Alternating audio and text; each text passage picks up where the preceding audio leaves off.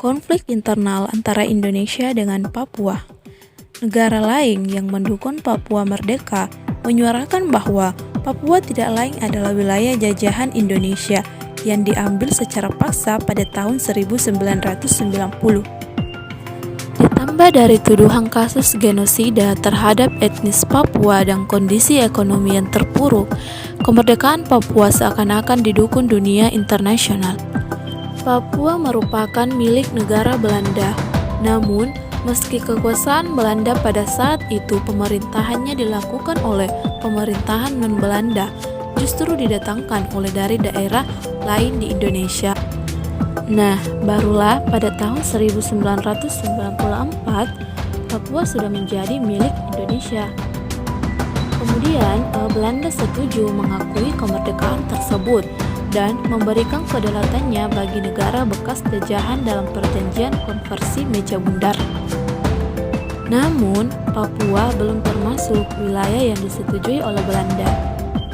Belanda kemudian menyuarakan argumennya bahwa mengenai ras dan etnis dengan pernyataan bahwa orang Papua tidak termasuk orang Indonesia karena orang Indonesia dominan ras Melayu, sedangkan Papua adalah Melanesia. Namun, tahukah kau, pada saat itu pemerintahan Indonesia sangat menolak dengan argumen itu, bahwa Indonesia tidak didasari oleh rasa atau etnis tertentu, melainkan dengan identitas yang beragam. Nah, kemerdekaan Papua merupakan isu yang terus bergejolak di negeri ini. Nama organisasi Papua Merdeka atau OPM menjadi organisasi yang paling terkenal. Tahun 1961, Belanda tengah mempersiapkan dekolonisasi di Papua. Pada April 1961 dibentuk New Guinea Council untuk persiapannya.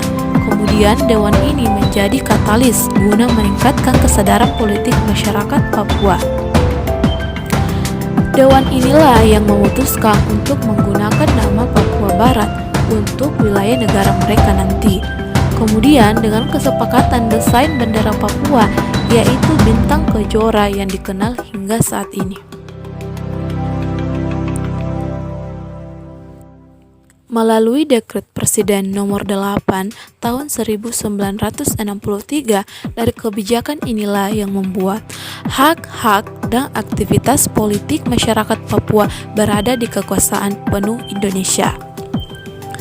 Nah, pengaturan politik disertai dengan aktivitas militer ketat ini yang menimbulkan perlawanan dari masyarakat Papua kepada otoritas Indonesia.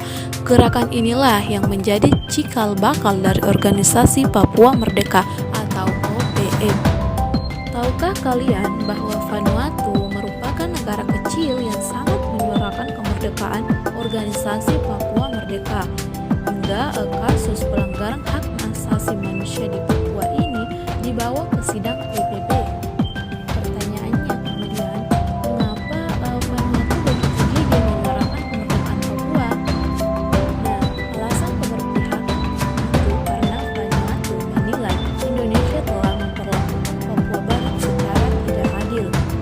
Mereka menilai Indonesia telah melakukan banyak pelanggaran terhadap Papua Barat, khususnya pelanggaran HAM. Selain juga didasarkan atas kesamaan budaya yang mereka miliki dengan masyarakat Papua Barat. Bahkan Perdana Menteri Vanuatu pertama, Walter Heidelini, menyatakan bahwa kemerdekaan Vanuatu belumlah sempurna hingga seluruh bangsa dan wilayah Melanesia terbebas dari kolonialisme. Nah, inilah asal muasal dan alasan Vanuatu mendukung dan memperjuangkan kemerdekaan Papua Barat agar terlepas dari cengkraman Indonesia. Negara dengan ibu kota Port Vila ini pun meminta International Park District atau ICJ untuk memberi klarifikasi atas legalitas terkait serangkaian peristiwa yang terjadi pada tahun tersebut. Mereka meminta agar perkara dilakukan ulang dan melibatkan pengawasan internasional sesuai dengan peraturan yang berlaku. Sejak saat itu, Vanuatu terus menyuarakan dukungannya terhadap Papua Barat dan tidak berhenti untuk mengomentari ketidakadilan yang Indonesia lakukan pada negara yang berbatasan langsung dengan Papua Nugini ini. Kemudian tahun 2016 pun menjadi awal mula bagi Vanuatu dalam mengomentari dan mengkritik Indonesia pada Sidang Umum United Nations.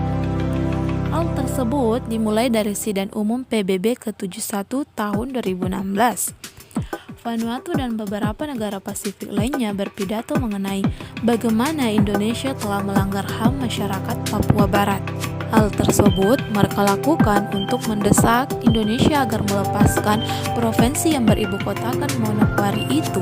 Hal serupa pun terulang 1 tahun kemudian, yaitu pada Sidang Umum PBB ke-72 tahun 2017. Vanuatu bersikeras menunjukkan pelanggaran HAM Indonesia terhadap Papua Barat dan masih dengan tujuan yang sama, yaitu agar Papua Barat dapat meraih kemerdekaan. Nah, konflik antara Indonesia dan wilayah Papua memang sampai sekarang ini masih sangat bergejolak. Masyarakat Papua yang membentuk organisasi Papua Merdeka yang ingin memisahkan wilayah dari negara kesatuan Republik Indonesia ini, di mana konflik yang terjadi di dalam satu negara ini sangat merugikan di banyak hal, termasuk dari aparat sipil dan aparat militer Indonesia yang disebabkan oleh pemberontakan organisasi Papua Merdeka ini. Kemauan Papua memisahkan diri dari negara kesatuan Indonesia sangatlah banyak perdebatan dan ikut campur dari negara lain. Konflik yang saat ini masih saja berlangsung akan semakin memperparah keadaan, apalagi dengan keterlibatan negara-negara lain. Keterlibatan dari negara asing ini sudah jelas saat dimana mendorong kasus Papua ke sidang PBB, dimana pada saat itu perwakilan dari negara Vanuatu dan 6 negara lainnya menyatakan kekhawatiran terhadap dugaan marginalisasi dari kesejahteraan kemanusiaan yang ada di Papua. OPM berusaha mempropaganda masyarakat internasional agar mendukung gerakan Free West Papua. Berbagai cara ditempuh untuk memperoleh dukungan, seperti ketika salah satu perwakilan OPM yakni Beni Wanda berpidato di acara TED di Sydney 2013. Beni mengungkapkan bahwa ia berusaha mencari suaka karena di sana banyak terjadi pelanggaran hak asasi manusia, penyiksaan, bahkan pembunuhan yang dilakukan oleh aparat. Usaha yang dilakukan oleh OPM juga diekspos di 34 berbagai media massa Australia, seperti liputan yang dilakukan oleh ABC TV yang berjudul Rare Look Inside Papua Independent Movement. Dalam liputan yang berdurasi 14 menit tersebut, pers ABC TV melakukan investigasi dan wawancara terhadap masyarakat Papua Barat yang menyatakan bahwa mereka ingin melepaskan diri dari wilayah Indonesia serta menginginkan kemerdekaan. Dan saat itu Indonesia mengecam kembali atas tuduhan yang diberikan oleh negara tersebut. Indonesia mengecam keras tindakan Vanuatu yang dengan sengaja telah mengelabui KTHRM dengan melakukan langkah manipulatif melalui penyusupan Beni Wanda ke dalam delegasi Vanuatu. Keterlibatan dari berbagai negara ini keterlibatan Vanuatu yang sangat menyuarakan kemerdekaan bagi organisasi Papua Merdeka. Konflik Armenia dan Azerbaijan di Nagorno-Karabakh dimulai puluhan tahun yang lalu, saat seluruh kawasan itu masih dikuasai Bolshevik pada 1920-an. Perselisihan utama antara Azerbaijan dan Armenia adalah perebutan wilayah Nagorno-Karabakh di perbatasan kedua negara. Pada 1921, pemerintahan Uni Soviet menggabungkan wilayah yang didominasi etnik Armenia tersebut ke dalam wilayah Azerbaijan. Setelah Uni Soviet runtuh pada 1991, separatis Armenia mengambil Nagorno-Karabakh dalam sebuah insiden yang didukung oleh pemerintahan Armenia. Tidak terima wilayahnya direcoki, meletuslah pertempuran antara Azerbaijan dan Armenia yang menewaskan 30.000 orang. Ratusan ribu orang juga menjadi korban dan mengungsi dari rumah mereka. Saat masih di bawah kekuasaan Kekaisaran Rusia, gesekan antara Armenia dan Azerbaijan masih dapat dikendalikan. Namun, ketika Uni Soviet runtuh, tidak ada kekuatan terbesar yang dapat menahan perang terbuka perbatasan tersebut. Setelah Uni Soviet resmi bubar pada tahun 1991, Armenia pun mendeklarasikan kemerdekaan. Perang antara Armenia dan Azerbaijan pecah dan menewaskan lebih dari 300 jiwa, sementara ratusan ribu orang terpaksa harus mengungsi. Konflik persengketaan wilayah dan etnis ini adalah konflik yang terjadi antara Armenia dan Azerbaijan di wilayahnya Nagorno-Karabakh yang secara de facto masih diakui oleh Republik Nagorno-Karabakh yang diproklamasikan sendiri, tetapi secara internasional masih diakui sebagai bagian dari Azerbaijan. Permintaan untuk menyatukan Armenia dan Azerbaijan dimulai pada 1998, mulai dilakukan dengan cara damai. Tetapi pada bulan-bulan berikutnya saat pembubaran Uni Soviet semakin dekat, secara bertahap tumbuh menjadi konflik kekerasan yang semakin meningkat antara etnis Armenia dan etnis Azerbaijan. Bagi Azerbaijan, Nagorno-Karabakh merupakan bagian integral dari negara Azerbaijan dan diakui oleh PBB. Sedangkan orang Armenia berpendapat bahwa Nagorno-Karabakh yang menjadi bagian dari Kekaisaran Rusia pada awal abad ke-19 hanya berakhir di Azerbaijan, hanyalah keinginannya saja. Turki telah memberikan dukungan di belakang Azerbaijan yang kaya minyak. Turki sendiri ingin menjadi negara yang berpengaruh di kawasan Kaukasus itu. Aliansi keduanya dipicu oleh saling curiga terhadap Armenia. Bahkan Turki secara rutin mengeluarkan pernyataan-pernyataan keras untuk mendukung ambisi Azerbaijan merebut kembali Nagorno-Karabakh. Armenia sendiri memiliki dendam terhadap Turki karena telah membantai sekitar 1,5 juta orang Armenia di bawah Kesultanan Turki Ottoman selama Perang Dunia Pertama. Pembunuhan itu sebagai genosida. Meskipun Turki dengan keras membantah istilah itu, lebih dari 30 negara mengakui pembunuhan itu sebagai genosida. Meskipun Turki dengan keras membantah istilah itu. Rusia memiliki hubungan dekat dengan Armenia. Rusia juga memimpin aliansi militer Organisasi Traktat Keamanan Kolektif yang beranggotakan 6 negara pecahan Uni Soviet termasuk Armenia. Armenia mengandalkan dukungan Rusia dan jaminan militernya. Presiden Rusia Vladimir Putin telah membahas upaya penyelesaian konflik di Nagorno-Karabakh dengan Perdana Menteri Armenia Nikol Pashinyan dan Presiden Azerbaijan Ilham Aliyev. Pihak OSCE sebagai mediator masih terus melakukan upaya mediasi untuk menyelesaikan konflik di Nagorno-Karabakh. Bertahun-tahun upaya mediasi dilakukan, namun hasil dari pertemuan mediasi belum membuahkan hasil sehingga konflik Nagorno-Karabakh dapat dikatakan sebagai konflik beku karena upaya damai masih belum berhasil meskipun juga telah diintervensi oleh berbagai pihak dalam penyelesaian konflik ini. Nah, kemudian perang antara pasukan Republik Azerbaijan dan Armenia sampai sekarang terus berlangsung di beberapa wilayah sengketa Nagorno-Karabakh meski sudah 2 kali dicapai kesepakatan gencatan senjata. Di sisi lain, lembaga-lembaga internasional seperti Konferensi Keamanan dan Kerjasama Eropa OSCE Minsk Group juga ikut aktif dalam konflik ini. Namun, sejak diserahkannya upaya penyelesaian konflik ke Minsk Group, satu-satunya upaya yang dilakukan adalah gencatan senjata pada Mei 1994. Menteri Luar Negeri Amerika Serikat Mike Pompeo akan bertemu Menteri Luar Negeri Armenia dan Azerbaijan untuk memediasi penyelesaian konflik Nagorno-Karabakh yang terjadi sejak 1990-an. Selain Amerika, Rusia masih terus mendorong upaya mediasi atas konflik Nagorno-Karabakh. Namun, dua gencatan senjata yang ditangani oleh Moskow bulan ini tidak menghentikan pertempuran tersebut. Secara garis besar, Rusia dan Turki memberikan dukungan resmi kepada pihak Azerbaijan, sedangkan Iran lebih memberikan dukungan resminya kepada Armenia. Dalam konflik Nagorno-Karabakh, Rusia memainkan peran sebagai mediator untuk melakukan upaya resolusi konflik di Nagorno-Karabakh.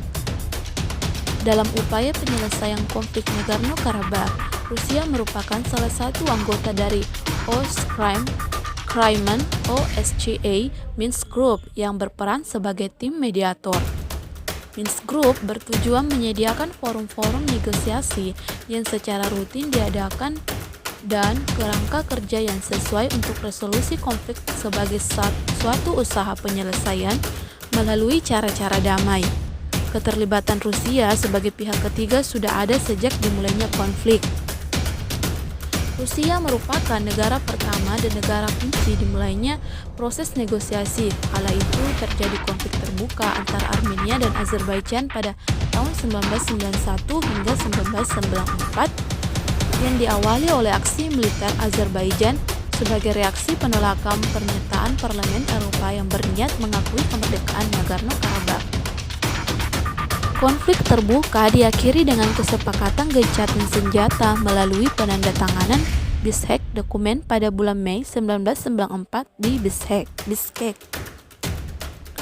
Rusia merupakan negara yang membawa Armenia dan Azerbaijan masuk ke dalam kesepakatan ini.